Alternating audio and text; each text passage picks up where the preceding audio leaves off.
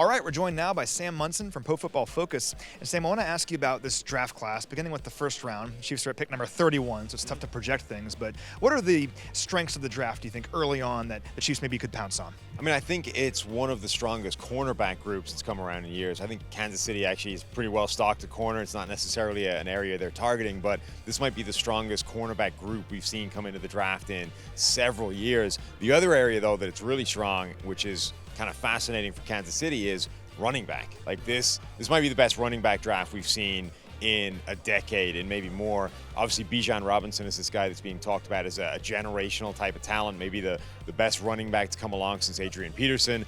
I don't think there's any real chance he makes it to Kansas City. But the other thing about these running backs is they have incredible speed. This is probably the fastest running back group that's come around in years. And speed within that Kansas City offense and Andy Reid and everything they can do, I think if they draft a running back reasonably high, maybe not in the first round, but like second round, third round, add some blazing speed to this offense at that position, it's an area that they can always make a real hay with, and I'd love to see that happen.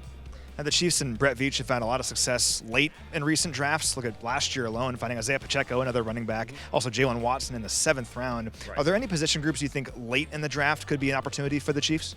Yeah, I think wide receiver is one. Like it's a group where you're going to hear a lot of people down on the wide receivers in this class because, you know, there's no Jamar Chase this year, and that's something that comes around a lot. And maybe the top end is not that special, and they've all got some question marks. But I do think there's incredible depth there, and that's going to go on and on and on. There's guys late in this draft that have speed or have, you know, certain calling cards that are going to be successful at the next level, and maybe they're not going to be true number one superstar, but they can come in, be a role player within an offense. And I think Kansas City is really good at identifying, you know, what specific wide receivers do well, where they're going to fit in the offense, what they can bring to the table, and not sort of overwhelm them and ask them to do things that they're not going to be particularly good at, or ask them to be a player that they're not. Just come in and make a difference and help this offense. So I think Kansas City can definitely start targeting some day 3 wide receivers that could show up and make the roster and contribute.